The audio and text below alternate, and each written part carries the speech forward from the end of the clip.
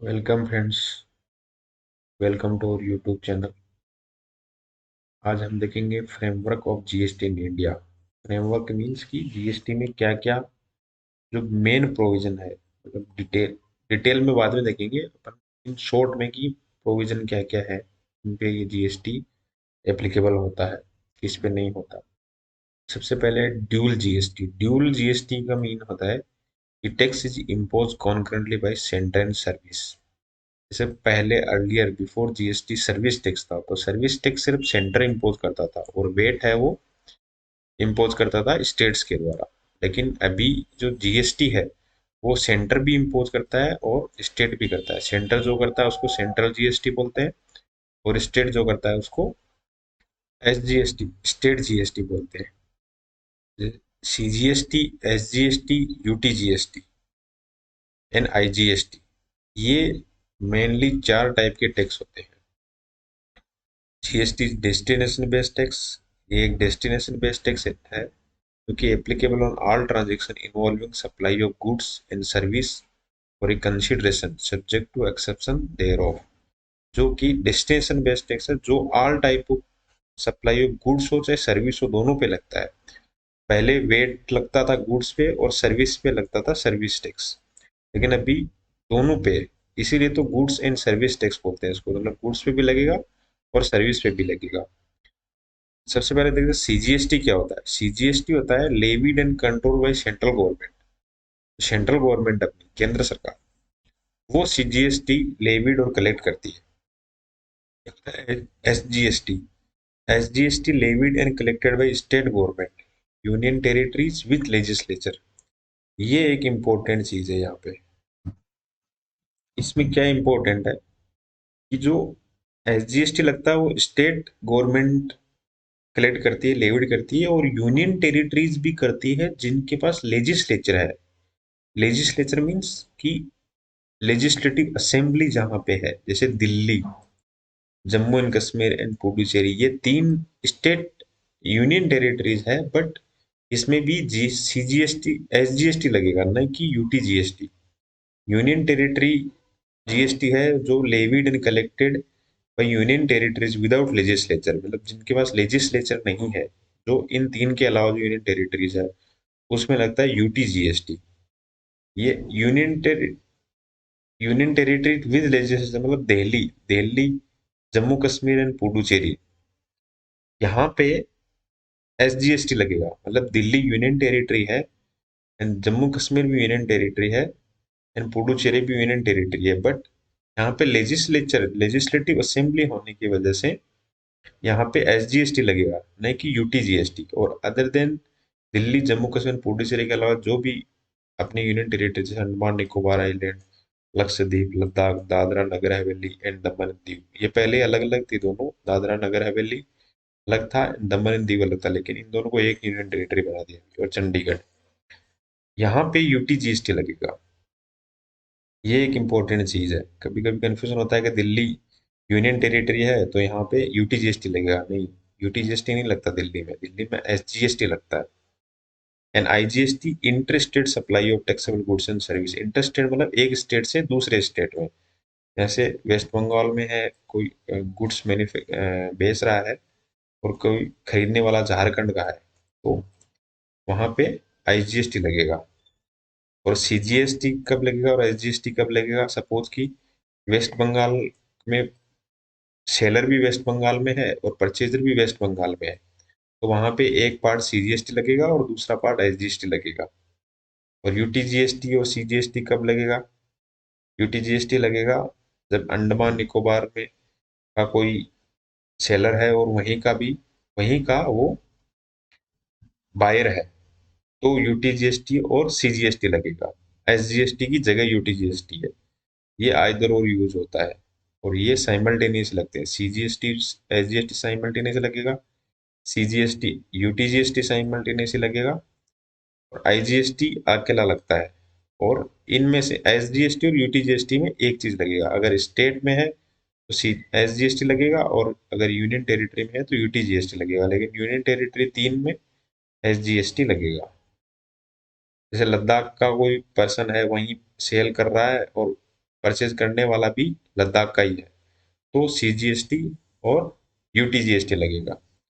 अब अगर लद्दाख का कोई है और वो कहीं दूसरे में कर रहा है, मतलब inter state supply, inter state मतलब लद्दाख के अलावा, जैसे लद्दाख का कोई सेलर है जो दादरा नगर हवेली को कोई फूड सेल कर रहा है, तो वहां पे आईजीएसटी लगेगा। और वैसे ही वेस्ट बंगाल का कोई है जो अभी बताया था कि झारखंड में कोई सप्लाई कर रहा है, या महाराष्ट्र का कोई सेलर है जो कि बायर है गुजरात का, तो वहां पे आईजीएसटी लगेगा। फिर होता है classification of goods and services. Classification of goods and service में होता है एचएसएन कोड और एक होता है एसएसी कोड।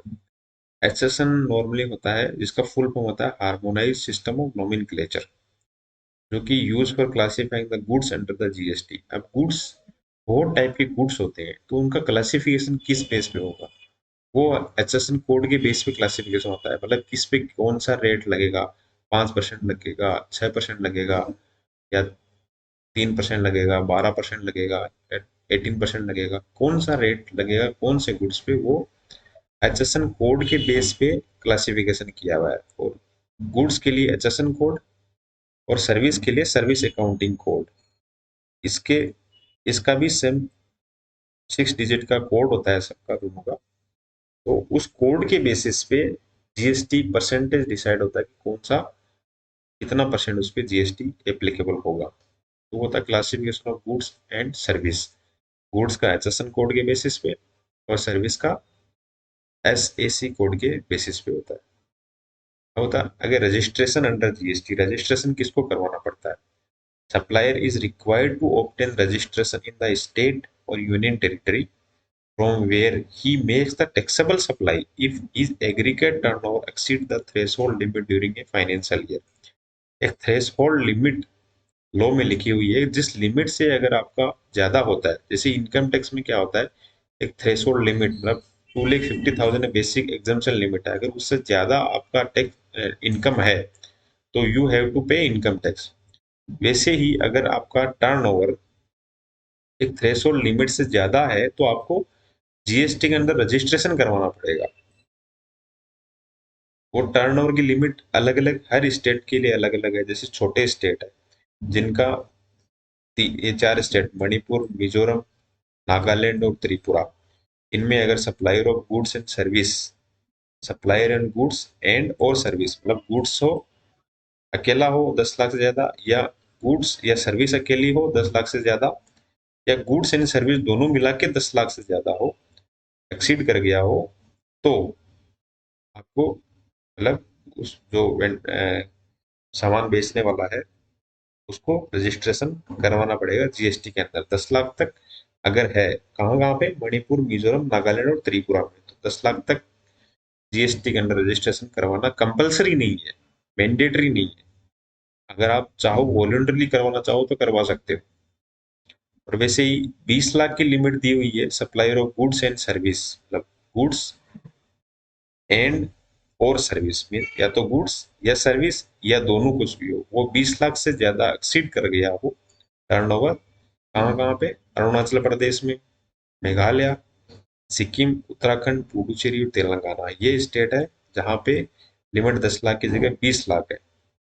फिर threshold limit of 20 lakh for supplier of service both goods and service, मतलब सर्विस सिर्फ सप्लाई सर्विस कर रहा है तो 20 लाख, या गुड्स एंड सर्विस कर रहा है तो 20 लाख, और सिर्फ गुड्स सप्लाई कर रहा है तो 50 लाख का लिमिट। कहाँ कहाँ पे, जम्मू कश्मीर में, आसाम, हिमाचल प्रदेश और ऑल अदर स्टेट्स। यहाँ यहाँ पे इसमें थोड़ा सा देखिए, ध्यान से देखिए, अगर सर्विस अगर वो सप्लाई कर रहा है तो 20 लाख की लिमिट है, और गुड्स एंड सर्विस दोनों सप्लाई कर रहा है तो भी 20 लाख की लिमिट है। लेकिन अगर सिर्फ गुड्स से सप्लाई कर रहा है, मतलब उसमें सर्विस नहीं कर रहा वो, तो 50 लाख की लिमिट है।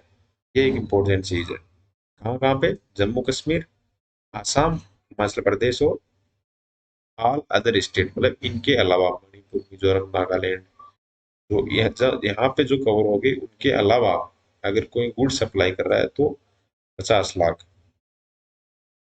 और अगर सर्विस सप्लाई कर रहा है तो 20 लाख, और गुड्स एंड सर्विस कर रहा है तो 20 लाख। उसके बाद कंपोजिशन स्कीम आता है। कंपोजिशन स्कीम क्या होता है कि जैसे छोटे छोटे जो स्मॉल टैक्स पेयर है तो उनको एक इजीएस्ट वे में कंप्लाइज करने के लिए कंपोजिशन स्कीम लाया गया था, for providing relief to small businesses, manufacturer, service provider, supplier of food article, traders etcetera, making intra state supply. Intra intra means within state, मतलब आप अगर आपका बिजनेस महाराष्ट्र में है तो आप महाराष्ट्र में ही सप्लाई कर रहे हो तो आप कंपोजिशन स्कीम ले सकते हो। अगर इंटर स्टेट हो गया, मतलब महाराष्ट्र से बाहर गुजरात में आपने सप्लाई किया, तो आपको कंपोजिशन स्कीम का बेनिफिट नहीं मिलेगा। छोटे छोटे सप्लायर है, मतलब छोटे स्मॉल जो बिजनेस है उन्हीं को दिया गया। अब जैसे कोई स्टेट के बाहर कोई सामान बेच रहा है, मतलब वो तो बड़ा सप्लायर हो गया, तो उसको कंपोजिशन स्कीम का बेनिफिट नहीं मिलता, और इसका 1.5 करोड़ टर्नओवर से कम होना चाहिए, और ये simpler method of paying taxes is prescribe. ये आगे अपन डिटेल इसमें एक वीडियो में देखेंगे, वो भी थोड़ा शॉर्ट में है। And apart from providing relief to small scale business, the law also contains provision for granting exemption from payment of tax on essential goods and or services। कुछ ऐसे essential goods and services भी है जिन पे की tax GST नहीं लगता, वो उनको एग्जाम्पशन दिया गया है। तो आज हमने देखा framework of GST in India के बारे में। इसके में क्या क्या फ्रेमवर्क में क्या होता है, ड्यूल जीएसटी होता है, सीजीएसटी क्या होता है, एसजीएसटी क्या होता है, यूटीजीएसटी क्या होता है, आईजीएसटी क्या होता है। या फिर एचएसएन कोड और एसएससी कोड के बारे में देखा, इनका कहाँ कहाँ पे इसका क्लासिफिकेशन कैसे होता है। फिर रजिस्ट्रेशन किसको करवाना कंपलसरी है उसके बारे में देखा, और एक कंपोजिशन स्कीम का थोड़ा सा बेसिक अपने डिटेल देखी। तो कैसा लगा आपको वीडियो? अच्छा लगा तो लाइक करिए, सब्सक्राइब करिए, कमेंट करिए। Thank you. Thank you.